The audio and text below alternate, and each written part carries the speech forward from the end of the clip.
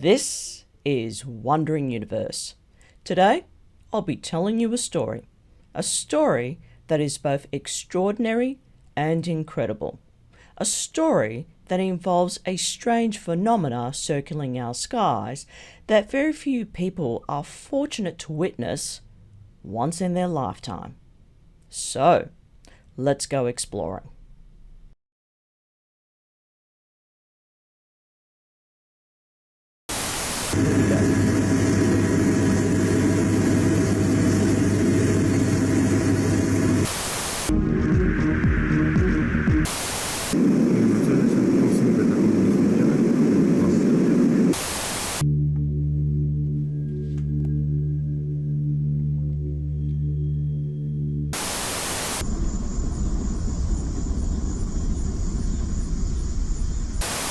Why is that? Conspiracy theorists will tell you that the aliens are very interested in our nuclear capability. After U.S. intelligence released a report about more than 140 UFO sightings. Ah yes, UFOs, strange and freakish objects navigating our skies. These fantastic objects, we have kindly labelled them as unidentified flying objects. So bizarre, so weird, it has creeped into the psyche of our fascination for thousands of years.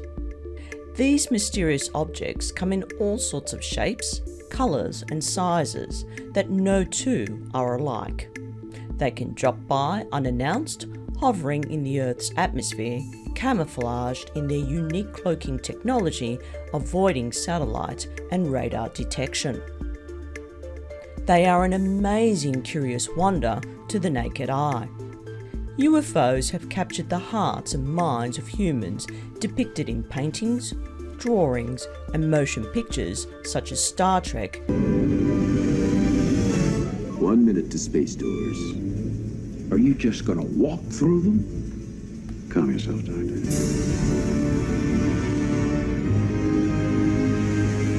And Stargate.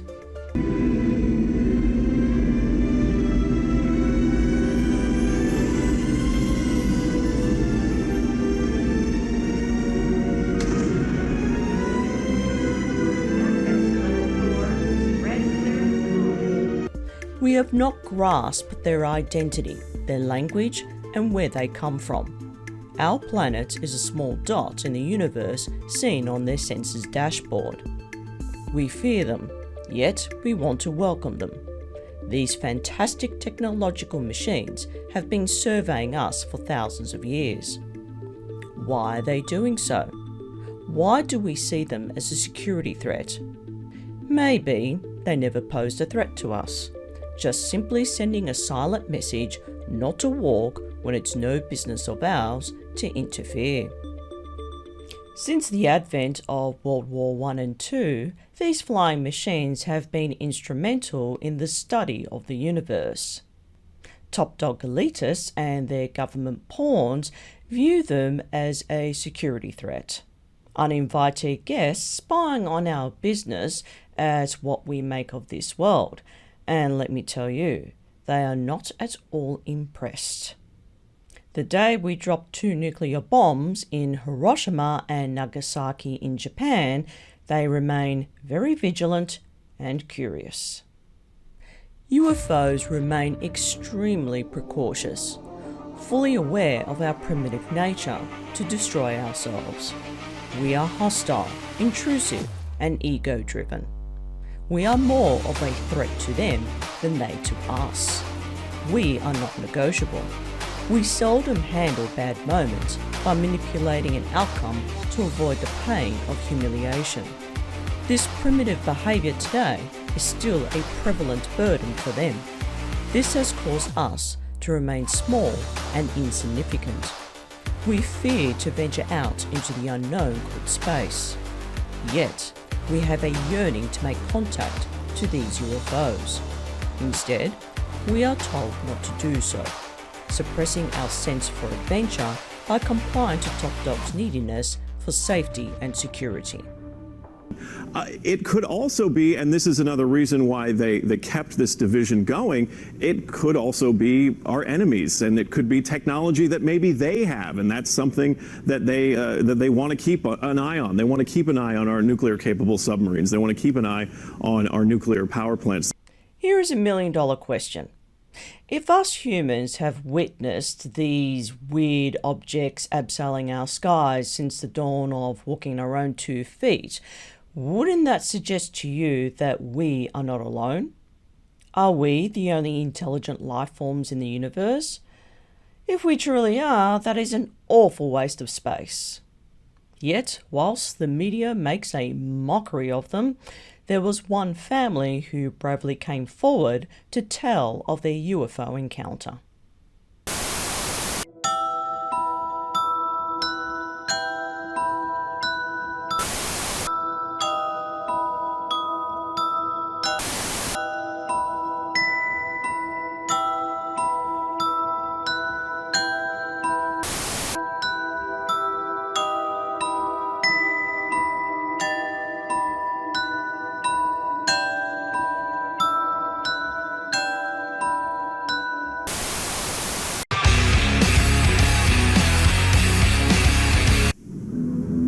On the afternoon of January 20th, 1988, Faye Knowles and her 3 sons set out from Perth in Western Australia to visit relatives several hundred miles away. At dusk, they were crossing the Nullarbor Plain, a desolate stretch of road through the Australian desert. It was here, as day turned to night, that the Knowles encountered something terrifying that remains unexplained to this day. We drove on, and this object kept on following us, and somehow, I don't know how the hell it done it, but it wasn't actually flying, it was just hovering. It didn't have wings or anything like that, it was just hovering. We nearly died. We thought we were dying. And the faster we went, the faster this object went. The Knowles had experienced abject fear at the hands of an unnatural force. Police offered no explanation, and when the family turned to the media for help in finding an answer, the media turned on them. Would you please welcome a couple of people who've seen the light, Faye and Patrick Knowles. What was your first reaction? I thought we were going to die, you know. Did you know what it was? Didn't know. It didn't look like anything you'd ever seen before. No, that's right. The object picked the car up, and Mum wound down her window and put her hand out in the roof, and So she touched let me get it. this right. You've been picked up by an alien craft, and you've wound down the window, Faye, Yeah, go on. and put your hand on the roof. Because I was curious to see what was up there. So you're way off the ground, you've got the alien spacecraft picking you up, and you've virtually patted it, haven't you? As this was going on, it was like a really loud sound on top of the inside the car, and it was like a material, it was like a fog that was coming into the car, and when the material came into That was your mum's skin burning. and the media treating the Knowles family was ruthless. I don't think one person honestly asked sensible questions and tried to console these people and seeing the state of anxiety that they were in. I mean, people would say, oh, you know, you saw things, you're making it up. That's not true. A lot of the interviewers, I find and have found, make a bit of a joke of it and don't really approach it seriously. Some staining due to soot from outer space, others staining due to terrified passengers. The impression I got on the Knowles case that it was a serious and definite event that happened, experience that they had. Here, for the first time outside of Australia, and without reprisal or ridicule, is the story of what happened on that January night in 1988, as told by the Knowles in their own words. I was next to Sean. He was sitting in front, driving, and I was asleep in the passenger side, and Sean goes, "Pat, wake up, look at this." And he goes, and I go to him, "What's the matter?" He goes, "It looks like a UFO." And I said, "Can't shrink." We drove up to it, approaching it, and this thing was, at first, it was just stopped in the road, and we approached it. Yeah, it was more like an egg shape, and it had like a yellow centre. Next minute, you know, this object appeared back behind us, And I said to Sean, come put your foot down, let's get going. And that's when I decided to put my foot down. And it just caught up within a matter of seconds. Sparks hit the back tyre like something was trying to blow out the tyre, like the object behind us. It blew the tyre out with like a beam of light. Before we knew it, she just went clunk on the roof of the car. It jumped on the roof of our car and took us up in the air like that. And as it picked the car lit up like a microwave. It lit up really bright inside. We heard this great big enormous sound. It sounded like a motor or something. I don't know what. It's really hard to describe. Like, it made us feel like our heads were going to explode. Yeah, we're frightened and like our brain's been sucked out. Yeah, it was hot. All this junk come inside the car and, you know, and at that time, it was hard to explain because I kind of blanked out. As the car was dropped, you could feel this object slip off the car. Not long after, you know, it dropped the car. That's when I come out of it. And I took off from the car. I told them all to jump out. We jumped at the car, ran over to the bushes, hid in the bushes. And you could see this thing. It was still looking for us. And at the same time, I turned the lights off in the car. And somehow, it could not focus on that car. Somehow, it was working with our lights. As soon as I turned those lights off, it just could not find us. According to the Knowles family, it was at this point that they experienced what ufologists referred to as missing time. I think we lost about an hour and a half in time, and it's really hard to explain, you know, how long it did take. Local police investigated the incident and found several eyewitnesses who corroborated the strange events on the Nullarbor plain that night. They were travelling along the road. A bright light appeared in front of the car. Shortly after, the light disappeared behind the car. The car was picked up on the road, shaken violently. The car was covered in ash, black ash. What about the people? Were they harmed at all? Weren't harmed, visibly shaken up. Many people witnessed the Knolls event, and they were from all professions and walks of life, and they were travelling in different vehicles. So we had people in spotter planes for the tuna boat people. We had the tuna boat people experiencing the UFO light above them. Police investigators and scientists examined the car and analyzed the sooty residue found inside. Although their findings were inconclusive, most of the investigators insisted the damage to the vehicle and the tires was caused by some unexplained but natural causes.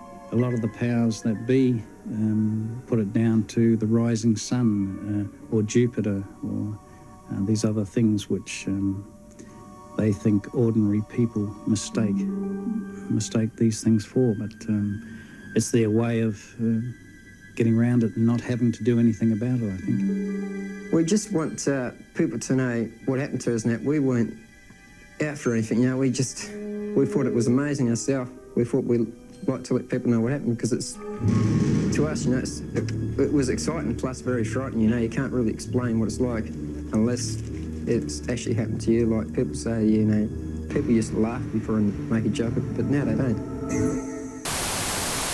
1988 was a bizarre year of UFO encounters and sightings in the Nullarbor region. The Knowles family should be commended for coming forward. Instead, they were humiliated and suppressed by the media and the authorities, forcing them to go into hiding. The government is still yet to return their confiscated vehicle. What are they suppressing? Are they turning many eyewitnesses away, denying the truth? Due to the government's unprecedented move, many have remained as outcasts, for fear of being humiliated by the media and the public. After many years of suppression, one person has bravely come forward to tell of his UFO encounter that occurred in the same year as the Knowles family.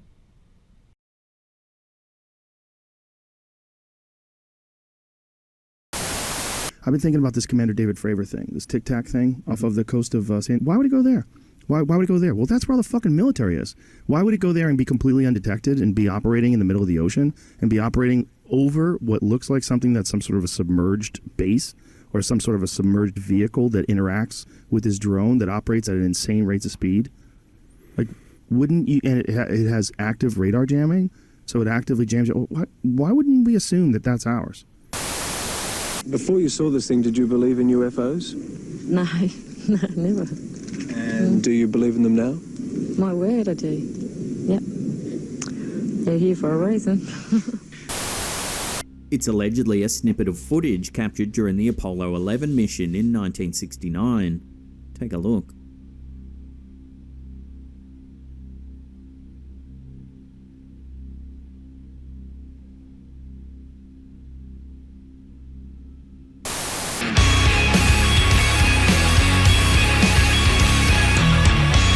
This UFO encounter has left one person baffled.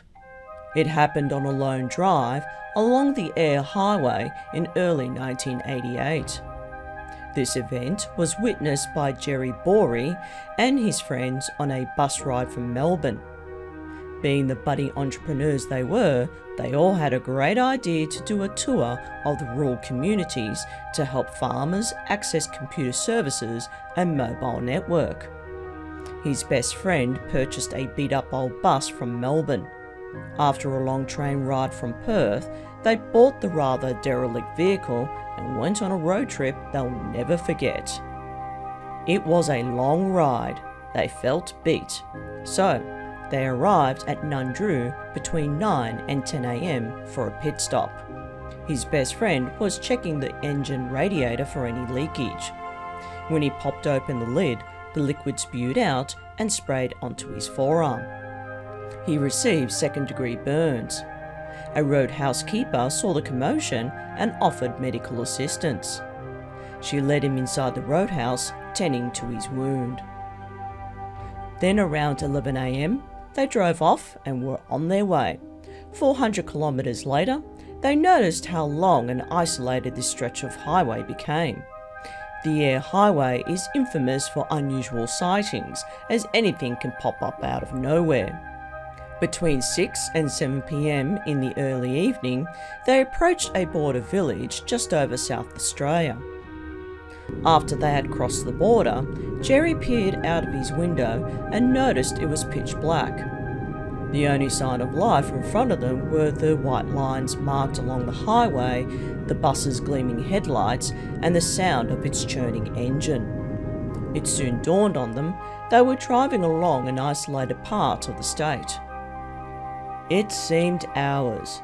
They had seen not one vehicle or road train pass them. His best friend got some shut-eye at the back of the bus. The other man did the driving shift, whilst Jerry was seated next to the driver. Then, at the stroke of midnight, something got Jerry's attention. Out of nowhere, a spot of light appeared in the distant horizon. Both Jerry and the driver tentatively noticed it. At first glance, they assumed it was an oncoming truck headlights, so they ignored it. Then things got even stranger when the light got suddenly bigger and brighter. It approached them like an oncoming road train at light speed. It was moving so fast, this made Jerry and his friends very unsettling. What they had witnessed next defies explanation. Jerry watched this bright light hover above them. Then something extraordinary happened. The bus entered what seemed to be a long tunnel. The driver and Jerry couldn't quite believe what they were seeing, like it was swallowing them up alive. Jerry glanced over, seeing panels of bright red lights flashing by the windows of the bus. The interior of the bus was lit bright red. It was an eerie moment for the men whilst they sat frozen watching this alien craft go through them.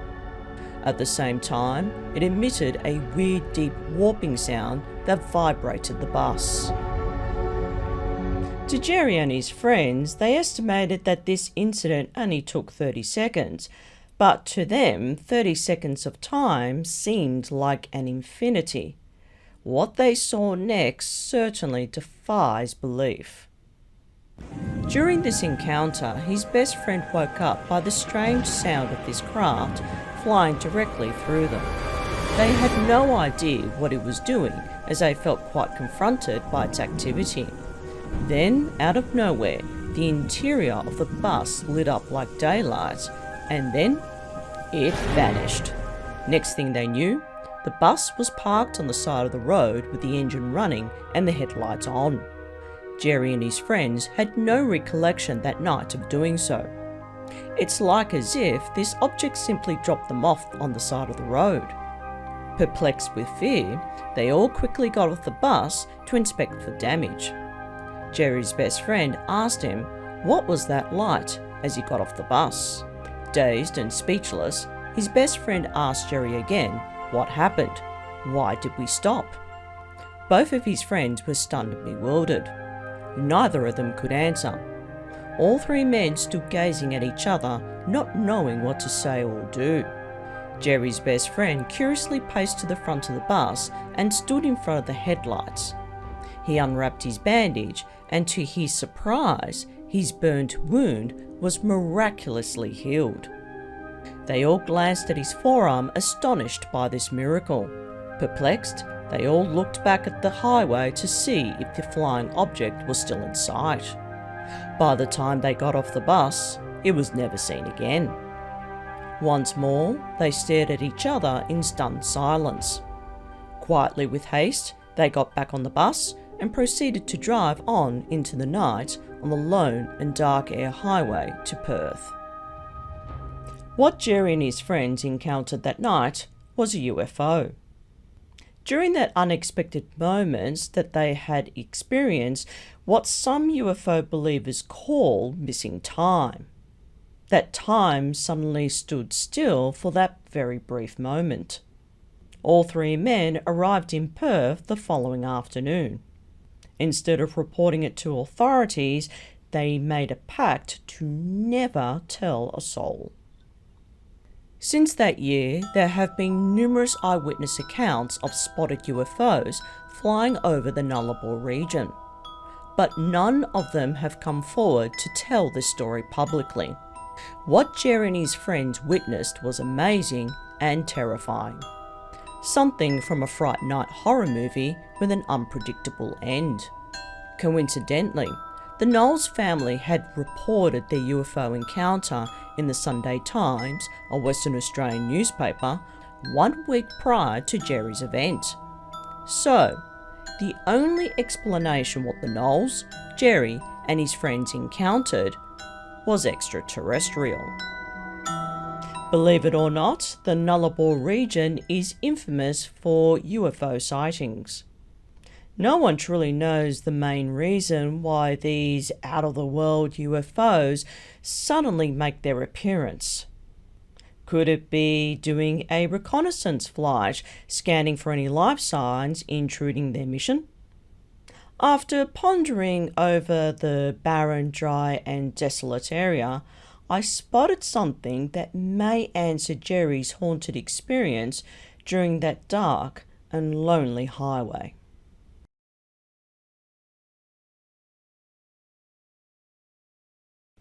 Speculation and conspiracies have been running wild as no one can explain the reason behind these temporal anomalies haunting the region. Long before the rise of World War II, government power players and secret agents welcomed UFO sightings with open arms. Since the early 1970s, many reported UFO sightings remained concealed in government top-secret files, pretending UFOs are just a figment of people's imagination. Meteor fell to Earth, sparking speculation it was an unidentified flying object. The Green Lantern. I love that stuff. So do I. Keep What's going. that stuff today? Yeah, me too. Yeah, that's...